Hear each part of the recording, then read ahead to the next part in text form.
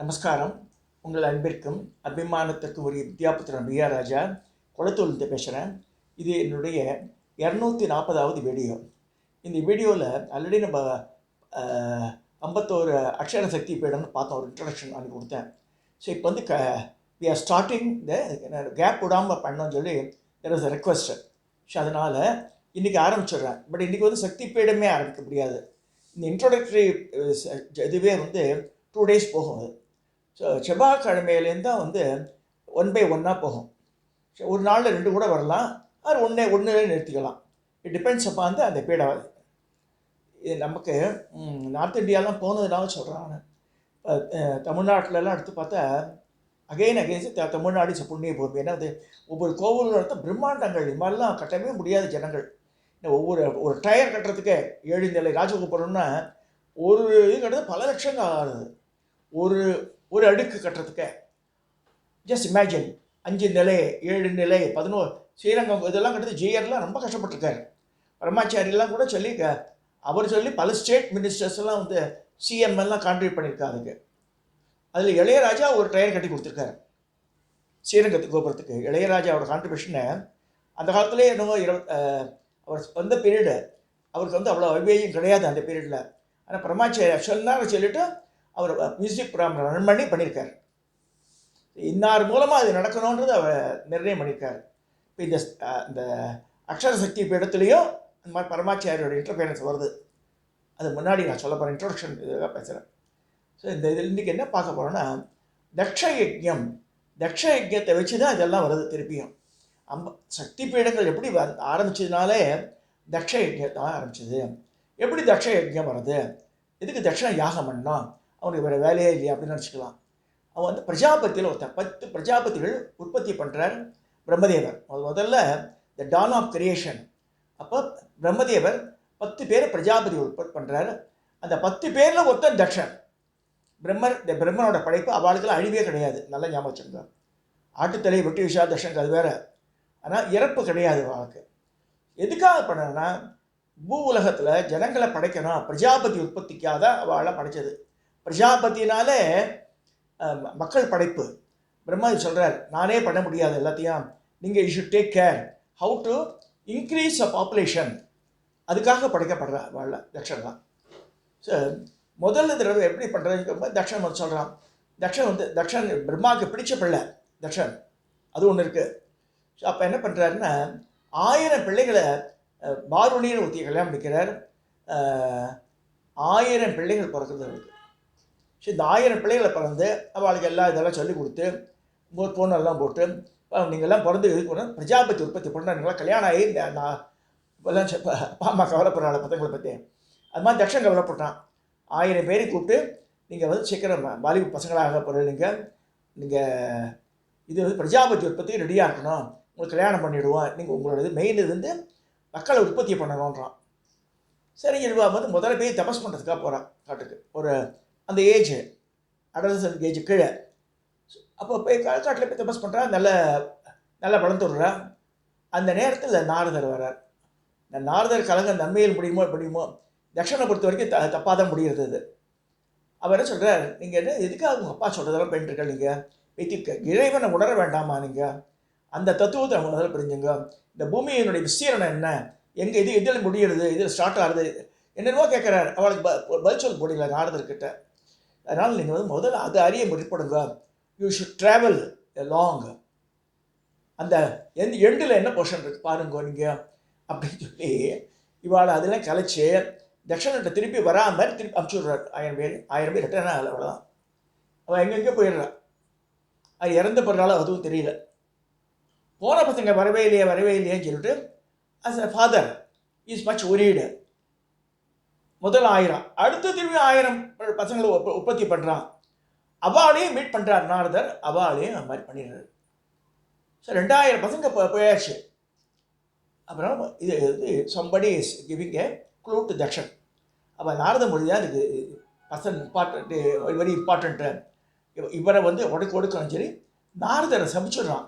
நீங்கள் நிலையாமல் இல்லாமல் தவிக்கணும், நீங்கள் சுற்றிட்டு தான் இருக்கணும் பூமி முழுக்க அப்படின்னு நாரதரை கர்ஸ் பண்ணுறான் தக்ஷன். ஸோ தக்ஷனுடைய அந்த சாபத்தினால தான் நாரதர் வந்து ஒரு இடத்துல கூட நில்லாமல் எல்லாருக்கும் என்ன சொல்கிறது ஆகாத வட்டம் ஆகி ஒரு திருலோக சஞ்சாரியாக மாறுறது அப்புறமா தான். அது வரைக்கும் அந்த மாதிரி நாராயண ஸ்மரணம் இருந்தார், அவரும் தபஸெல்லாம் பண்ணியிருக்கார். ஆனால் தக்ஷனுடைய சாபத்தினால நிலையாக ஒரு இடத்துல இருக்க முடியாது அவரால். நாரதரோடது இப்போ 2000 குழந்தைகளுக்கு போயாச்சு. இந்த இந்த முதல் மனைவி இந்த பார்வதி தேவை கல்யாணம் பண்ணிக்கிறான் இந்த ஆறுது. அப்புறமா என்ன செய்கிறான், அசிக்னின்னு இன்னொரு பொண்டாட்டி கல்யாணம் பண்ணிக்கிறான் தக்ஷன். ஸோ அவளுக்கு வந்து 60 குழந்தைகள், அவன் மூலமாக வந்து 60 பொண்ணுகள் பிறக்கிறது. 60 குமாரில் வந்து தர்ம பிரஜாபதி, அந்த தர்மர் ஒரு பிரஜாபதி ஒருத்தர், அவருக்கு 10 பொண்ணை கல்யாணம் பண்ணி தரான். காஷ்யபருக்கு 13 கன்னிகைகளை கல்யாணம் பண்ணி தரான். அந்த 60ல் இவளுக்கு தர்ம பிரஜாபதிக்கு 10, காஷ்யப மகரிஷிக்கு 13, சந்திரனுக்கு 27, 13, 30, 40, 50 ஆயிடுது. ஆங்கிரசர் மிச்ச மகரிஷிக்கெல்லாம் வந்து 2 குமாரியை கொடுத்து எல்லாருக்கும் கல்யாணம் பண்ணி வச்சிடறோம். இந்த 60 குமாரிகள் கல்யாணம் ஆகிடுது. அப்போ இந்த பெண்கள்லாம் யார் மூலம் பார்த்தா அசிக்னின்ற இவன் மூலமாக பிறக்கிறது தக்ஷனுக்கு. அப்போ வந்து என்ன ஆகுதுன்னா, பிரம்மாவுக்கு ஒரு ஆண் குழந்தை பிறக்கிறது. ரொம்ப அழகாகாத பையன். அப்போ பிரம்மா என்ன பண்ணுற, அவனை கூப்பிட்டு, இப்போ நல்ல வாலிபனாக இருக்க, நீ இவாள்லாம் தக்ஷன்லாம் ஃபெயிலியர் ஆகிட்டான் தன்னுடைய ஆக்டிவிட்டியில். அதை நீ ஆரம்பிக்கிறோம், பிரஜாபதி ஒப்புறத்துக்கு உனக்கு தான் நான் பவர் தரேன்னு சொல்கிறார். 5 மலர்கணைகளை தரார். அவன் தான் மன்மதன். நீ வந்து ஒவ்வொருத்தர் மேலே போட்டு அவளுக்கெல்லாம் காமன் தலைவி என்ன செய்கிறான், தீட்டி இதுலேயே கூர்ப்பாக்கிறதுன்னு சொல்லுவாள். அது மாதிரி பிரம்மா மேலே ஒரு இதை போட்டுடுறோம். யார், மன்மதன் போடும்போது பக்கத்தில் பெண் இருக்கா, அவன் மேலே மோகம் ஏற்படுறது. யாருக்கு, பிரம்மாவுக்கு. அவரால் படைத்த பொண்ணு அவரோட பொண்ணு அதுதான் ஆவான்.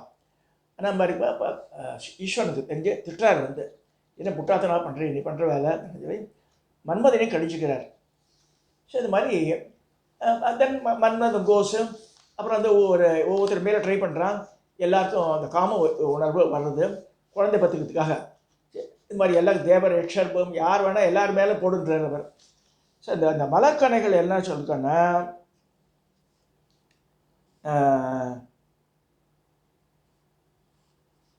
அது அந்த மலர் பில்லனே பேர் அவனுக்கு வந்து சுகமான தென்றல், குயிலோசை, இனக்கவர்ச்சி எல்லாமே ஏற்படுறது. ஸோ அந்த அவன் கொடுத்த வந்து மலர்கள் வந்து என்னென்ன கொடுத்துருக்கான்னா, அவனுக்கு ரொம்ப அழகான பொண்ணு அதையும் தோற்றுவிக்கிறார். அவள் தான் ரதிக்கு மன்மதனுக்கு கல்யாணம் ஆகுது. மன்மதனுக்கு அரிய வரத்தை பிரம்மா அளித்தார். மன்மதா, இந்த 5 மலர்கணைகள் எடுத்துக்கோ. இதில் இருந்தது உனக்கு வனசம், சூதம், அசோக்கு, முல்லை, நீலம் என்ன பெயர் கொண்ட இந்த 5 மலர்கணைகள் ஒவ்வொன்றும் ஒரு தாபத்தை ஏற்படுது மனுஷாளுக்கு அப்படின்னு கொடுக்குறார். பிரம்மான் பக்கத்துலேயே வந்து சந்தியான ஒரு பொண்ணு மேலே பிரம்மாக்கு லவ் ஒரு மாதிரி பண்ணுறான். அப்போ பரமேஸ்வரன் கோச்சுக்கிறார். ஸோ இந்த மாதிரி போகிறது அந்த கதை. இப்படியா இருக்கும்போது அப்போ வந்து பிரம்மாவை கடிஞ்சுக்கிறார் பரமேஸ்வரன் வந்து, ஏன் மாதிரி பண்ணுறேன்ட்டு. அப்போ வந்து என்னை மன்னிச்சிடுங்கன்னு சொல்லி சொல்லிட்டு பாருங்க.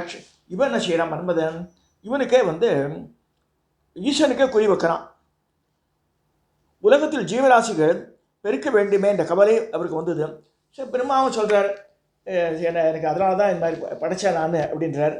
சரி, இருந்தாலும் எல்லாருக்கும் மனசில் வந்து அந்த காமம் ரிச்சை வந்தாலும் பிரஜாபதி உற்பத்தி நடக்கும், அது ஒத்துக்கிறார். பரமேஸ்வரன் ஒத்துக்கிறாருக்கு. ஆனால் வந்து இந்த மாதிரி இருக்கும்போது என்ன செய்யலாம்போது, நீ வந்து அம்பாளை பற்றி குறித்து தபஸ் பண்ணணும் அப்படின்னு தக்ஷனுக்கு சொல்லி தர்றார். தக்ஷன் வந்து இப்போ அம்பாளை ஆதிபராசக்தியை குறித்து தபஸ் பண்ணுறான். அப்போ சொல்கிறான், நானே பொண்ணாக பிறக்கிறேன், ஒத்துக்கிறேன். அவள் தான் வந்து தாஷாயணியாக தக்ஷனுக்கு பொண்ணாக பிறக்கிறான்னு வரும். பொண்ணாக அவனுக்கு பிறக்கலை. அவள் தக்ஷன் வந்து சிவபூஜை பண்ணுறதுக்கு இமயமலை வழிபாடு போகும்போது ஒரு சங்குக்கு நடுவில் தோன்றாவோ, அது பெரிய தாமரை புஷ்பம், பெரிய சங்கு இருக்குது, அதை எடுத்து வளர்க்குறான். அவள் தான் தாட்சாயணி. மிச்சவாழெலாம் இவளுக்கு பிறந்தா, அசிக்கினிக்கு பிறந்தவா. ஆனால் இவள் மட்டும் கண்டெடுக்கப்பட்டவோ. சரி, தனி செல்ல குழந்தையாக வளர்கிறான். அப்போ சொல்கிறான், இந்த பொண்ணு பிறந்து பரமேஸ்வரனையே நான் பதியாக அடைவேன்னு சொல்லிடுறான் முன்னாடியே.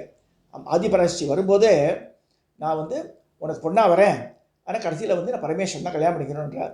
சரிம்மான்னு சொல்லி நல்லா வளர்த்துன்னு வரான். பின்னாடி வந்து அதே மாதிரி நடக்கிறது. அது வரைக்கும் பிரச்சனையே இல்லை. தக்ஷன் வந்து he was giving all respect to the மாப்பிளை. அப்படிதான் இருக்குது. ஆனால் ஒரு சமயம் கைலாசத்துக்கு போகிறான். அவன் போகும்போது வாசலில் இருக்கிற பிரம்மா இவர் வந்து நந்தி தேவர் விடமாட்டேன்றார். உள்ள வாழலாம் இதுவாக இருக்கா, கொஞ்சம் வெயிட் பண்ணுன்றார். இவன் பிரஜாபதியாச்சே, பெரிய சக்கரவர்த்தியாட்டம், இவன் தன்னை இன்சல்ட் பண்ணிட்டாலும் ரிட்டர்ன் ஆகிடான். அவன் அப்போலேருந்தே சிவன் மேலே கொஞ்சம் கோபம் ஆரம்பிச்சிருது. இந்த மாதிரிலாம் இருக்கும்போது சிவனை மட்டம் தட்டுறதுக்கே வந்து பண்ணுறான். இதில் ஜபல்பூர் நாகராஜ சர்மா ஒரு யாகம் தான் போட்டுருக்காரு. ஆக்சுவலி 2 யாகம் நடக்கிறது. முதல்ல வந்து இந்த கங்கை நதிக்கு கீழே சரஸ்வதி நதிக்கு தோன்ற இடத்துல ஒரு யாகம் நடக்கிறது. அந்த இடத்துல சிவன் வர்றார். அப்போ தான் வந்து பொண்ணு கல்யாணம் ஆகிடுது. தாட்சாயணிக்கும் சிவனும் கல்யாணம் ஆகிடுது. அப்போ வந்து கண்டபடி ஏசுறான் மாப்பிள்ளைய. அந்த யாகசாலையிலேயே பரமேஸ்வரர் உட்காந்துருக்கார். வந்து என் பொண்ணு வந்து மான் குட்டியாட்டம் எனக்கு கண், அவளுக்கு இவன் குரங்குட்டியாட்டம் இருக்கான் அவன், அப்படிலாம் இன்னும் அப்யூஸ் பண்ணுறான். அவர் வந்து கோச் பேசாமல் எடுத்து போயிடுறார். இடின் ஃபைட்டு. அப்போ நந்திகேஸ்வரர் வந்து சண்டை போடுறார். தட்சிணாட்டன் எப்படி சொல்லுவேன்ட்டு அவன் அப்போ பண்ணுறான். அந்த அந்த நேரத்தில் சீரியஸ்னஸ் யாருக்கு தெரியல. அதுக்கு அப்புறமா நடக்க யாகத்தில் பர்பஸாக இஸ் அவாய்டிங், பரமேஸ்வரன் அவாய்ட் பண்ணி விஷ்ணுக்கு அந்தஸ்தை கொடுத்து இந்த ஆவிர் பாகம் அந்த இதுவே யாகத்துக்கு உண்டான ஹீரோவே விஷ்ணுன்ற மாதிரி பிரச்சனை பண்ணுறான். இப்போ கைலாசத்தில் இந்த காட்சி வருது. தாஷாயணி இருக்கிறா. அவளுக்கு தெரியாது, because they're not invited, no invitation to them. அப்போ எல்லாரும் கிளம்பி போகிறா. தேவர்கள்லாம் வந்து அவள் தேரில் ஏறி போகிறா. அந்த புஷ்ப விமானம் மாட்டோம். அப்போ சொல்கிறா, எங்கள் அப்பா பிஸியாக இருக்க மறந்து போயிருப்பான்னு சொல்கிறா. அவ இல்லை நீ போக வேண்டாம்னு சொல்கிறார். தடுக்கிறார். சூலத்தை காமிச்சு தடுக்கிறான்னு வருது. ஜபல்பூர் நாகராஜ சர்மா அப்படியே இருக்கார். அப்போ அவள் சொல்கிறா மாதிரி. அப்போ தான் அம்பாள் வந்து சிரிச்சுன்னு நான் என் சுரூபத்தை காமிப்பேன்றா. தசமகா வித்யாவை அப்போ காமிக்கிறா பரமேஸ்வரனுக்கு. காமிச்சேன்னா அவரே பிரமிச்சு போடுறாரு. இவ்வளோ சக்தி இருக்கவர்களுக்கு சொல்லிவிட்டு அலோவ் பண்ணிடுறாரு. போயிட்டு வாண்டு. அவரையே மயக்கிற மாதிரி ஆயிடுறது. அவ்வளோ வெரி பவர்ஃபுல் தசமகா வித்யா. 10 காமிச்ச உடனே 10 ரூபத்தை இந்த காமிச்ச உடனே கெப்ட் குவைட்டு. சரி போயிட்டு வா அப்படின்றார். அப்போ நந்தி தேவரை கூப்பிட்டு நீ ரிஷபமாக உருவடுன்றார். நந்தி தேவர் ரொம்ப அழகான இதுவாக இருந்து எல்லா பரிசு பொருட்கள்லாம் வாங்கிட்டு எல்லாம் கைலாச கணங்கள் பூத கணங்கள் எல்லாம் புடைச்சோட போகிறாங்க. அங்கே யஜ்யம் நடந்துட்டுருக்கு. ஸ்டார்ட் ஆகிடுது. இவ போயிருக்கும்போது ஷி வாஸ் நாட் இன்வைட்டட். இந்த அந்த கூப்பிட திட்டுறான். உன்னை யார் வர சொன்னான்னு கேட்குறான். ஸோ அப்பா அதில் ஒரு ஃபங்க்ஷன் நடக்குதுன்னா பொண்ணுக்கு அப்புறம் அந்த பொண்ணு வந்தாங்க, வாங்க மாப்பிள்ளை கூப்பிடணுமா இல்லையா? போய் மாப்பிள்ளை வரல, மாப்பிள்ளை கூப்பிடவே இல்லை. வந்த பொண்ணே ஏண்டி வந்தேன்னு கேட்டானா எப்படி இருக்கும்? அப்பொழுது இந்த மாதிரி நிகழ்ச்சி நம்ம ஆற்றுலாம் வரவே கூடாது, யாருக்குமே வரக்கூடாது. இந்த தக்ஷயஜ்யம் படிக்கும்போதே எனக்கு கண்ணில் ஜலமே வந்துடும். சொல்ல எப்பேற்பட்ட மாதரசியவோ பரமேஸ்வரனை விரும்பி கல்யாணம் பண்ணிட்டா. தக்ஷனே கல்யாணம் பண்ணி கொடுத்தான். அந்த பெண்ணை தூக்கி நீ ஏன் வந்தேன்னு சொல்லிட்டு கேட்குறான்னா, அப்போ எப்பேற்பட்ட மூர்க்க குணம் வந்திருக்கான் அவனுக்கு மனசில். மனுஷாளுக்கு அது மாதிரி வரவே கூடாது. ஸோ ஆக்சுவலாக வந்து அது மாதிரிலாம் பெண்கள் வந்தாலும் ஆற்றுக்கு ஸ்பெஷல் ப்ரியாரிட்டி தரணும்னு சொல்லியிருக்கு. அவளுக்கு வந்து பால்லாம் கொடுத்து இப்போ கூல்ட்ரிங்க்ஸ் தர, காஃபி தர, அந்த காலத்தில் மெயினாக மில்க்கு தான் தரணும்னு சொல்லியிருக்கு. அவளுக்கு கொடுத்து தனியாக உபசாரம்லாம் பண்ணி மற்றவா ஃப்ரெண்ட்ஸ் எல்லாம் வருவா, அதெல்லாம் வேறு. இவாளுக்கு ஆற்று மனுஷாளுக்குன்னு தனியாக ப்ரையாரிட்டி தந்தால் ஆகணும். பிடிக்கிறதோ இல்லையோ நாத்தனார் வந்தால் கூப்பிட்டு தான் ஆகணும். அந்த நேரத்தை மூஞ்சிக்கு அமிச்சுச்சுங்க, அது பாவத்தை சேர்ந்துடும் சொல்லியிருக்கு. இது வந்து தக்ஷயஜ்யத்தில் கூட பிறந்தவா 27 பேர் இருக்காள. சந்திரனோட பொண்டாட்டி 27 பேர் கூட பிறந்தவா தானே. அவள் யாருமே கண்டுக்கல. தக்ஷ பிரஜாதியோட மனைவியும் கண்டுக்கல. அப்போ தான் ஷீஸ் அப்செட்டு. மோரோவர் இவன் கண்டபடி பேசுகிறான் மாப்பிள்ளைய.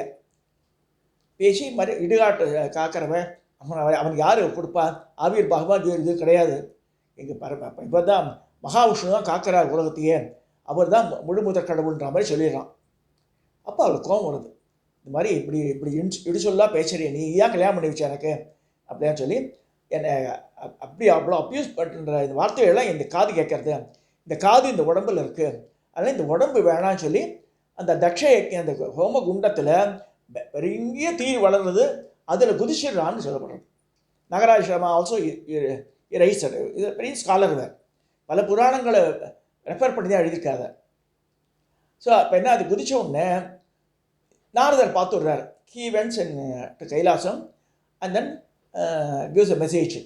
அப்போ உடனடியாக பரமேஸ்வரன் எழுந்து கோபத்தோட தன்னோட சடையிலேருந்து முடிய ஒரு சடையை பிச்சு போடுறார். வீரபத்திரர் உருவாகி வரும்போதே, வீரபத்திரர் வரும்போது ஆயிரக்கணக்கான பூதகணங்கள் ப்ளஸ் காளி, வீரபத்திரோட காளியாக பத்திரகாளியும் வந்துடுறார்.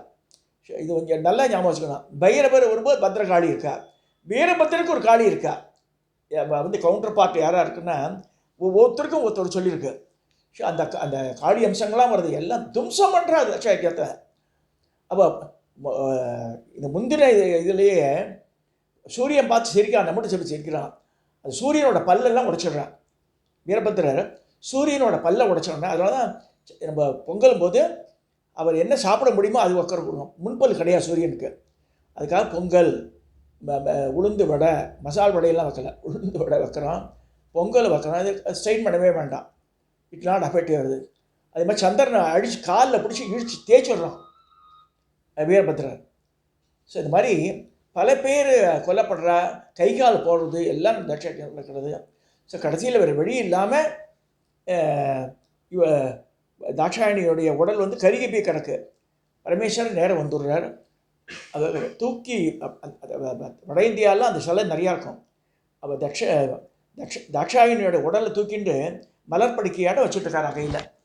அதை பார்த்து எல்லாருமே சொல்கிறா அது மாதிரி இருக்க, பின்னாடி பிரச்சனை வரப்போகுதுன்னு சொல்லும்போது என்ன செய்கிறார் மகாவிஷ்ணு, அவர் அசந்திர சமயம் பின்னாடியே சக்கரத்தை, சுதர்சன சக்கரத்தை அனுப்பிச்சு எங்கெங்கெல்லாம் ட்ரை பண்ணி முடியுமோ பீஸாக போட்டு த்ரோட் பாரத கண்டத்தை போட்டுடுறான். இப்போ இருக்க இந்தியாவில் இருக்கிறது, சரி நம்ம இந்தியாவுக்கு வெளியில் போனது வந்து ஒவ்வொரு இடத்துலையும் பாகிஸ்தானில் ஒன்று இருக்குது, பங்களாதேஷில் 2 இருக்குது, நேபாளில் ஒன்று இருக்குது. மாதிரி ஒரு 45 தான் இங்கே இருக்குது, 5-6 வெளியில் போயிடுது. இப்போ ப்ரெசன்ட் இந்தியாவில் ஆர் பாரத்தில் அவுட் சைட் பாரத் வந்து சிலது போயிடுது, கிட்டத்தட்ட 5-6 போயிடும். அதில் மிச்சம் தான் இங்கே இருக்குது. அதில் இதில் அன்ஃபார்ச்சுனேட் என்னென்னா பெரிய கோவில்கள்லாம் இல்லை, காமாட்சி அம்மன் கோவில் தான் பெருசு. நம்ம இதில் மிச்ச கோவிலாம் சின்ன சின்னதாக இருக்கும். இங்கேயா விழுந்தது நமக்கு சந்தேகம் வரும். ஆனால் முஸ்லீம் படையெடுப்பில் எல்லாத்தையும் அழிச்சிட்டா ஒவ்வொருத்தரும். சில இடங்களில் கோவிலே இல்லை, அந்த பிரதேசமே நைமிஷாரண்யம் எடுத்து பார்த்தா நைமிஷாரண்யம் அது பெரிய ஆரண்யமே தான். அவரோட பாட்டு வந்து எந்த இடம் லொக்கேட் பண்ண முடியல. இந்த மாதிரிலாம் இருக்குது. இதெல்லாம் பார்க்க போகிறோம் செவ்வாய்க்கிழமையில. நம்ம ஜபல்பூர் நாகராஜமாக ரொம்ப பியூட்டிஃபுல்லாக எழுதியிருக்கார். அப்போ நார்த் இந்தியா போயிருக்கும்போது பரமாச்சாரியார் நிறைய இடத்துல தபஸ்ஸை பண்ணியிருக்கார். அவரை வந்து அங்கே இருந்து பார்க்குறா வந்து சில பேர் சேட்ஜிஸ் எல்லாம். அப்போ அவர் சொல்கிறார், நான் சொல்கிறது கேட்குறா ஒன்றுன்னு, அம்பாஜிக்கு ஒரு கோவில் கட்டுங்க குஜராத் சைடில், மகாராஷ்டிராவுக்கு மேலே வருது. அந்த இடத்துல வந்து சதுஸ்ருங்கின்னு ஒரு மலை இருக்குது, அங்கே கூட இருக்குது அம்பாளோடது. அம்பாஜி கோவில்னு ஒன்று கட்ட சொல்கிறார். 51 சக்தி பீடங்கள் சுற்றி 51 உருவங்களாக வச்சு நடுவில் காமாட்சி அம்மனை வச்சு கட்டி பியூட்டிஃபுல்லாக சவுத் இந்தியா நம்ம தமிழ்நாட்டு கலை நுணுக்கத்தோடு கட்டின கோவில் அது அம்பாஜி கோவில். பரமாச்சாரியருடைய இன்ஸ்ட்ரக்ஷன் பிரகாரம் பண்ணிது. ஸோ ஹி அக்செப்ட்ஸ் 51 அக்ஷர சக்தி பீடன்றது அதுதான். பட் நூல்களில் பார்க்கும்போது 108, 18 இந்த மாதிரிலாம் சொல்கிறேன். அகெயின் ஐ ரிப்பீட், தமிழ்நாட்டில் இருக்கிற ஒரே ஒரு இந்த அக்ஷர சக்தி பீடன்றது காமாட்சி அம்மன் மட்டும்தான். அதை சொல்லி இன்றைக்கி இந்த அளவுக்கு நான் வந்து முடிக்கிறேன். திஸ் ஒன்னே இன்ட்ரோடக்டரி தான். அம்பாஜி கோவிலை நாளைக்கு பார்க்கலாம் நம்ம. ஸோ இது வரைக்கும் நம்ம தெரிஞ்சுக்கணுன்றதுக்காக சொல்கிறேன். அதெல்லாம் இதோட வந்து என்னுடைய 240வது என்னுடைய இந்த வீடியோவை நான் நிறைய விஷயம்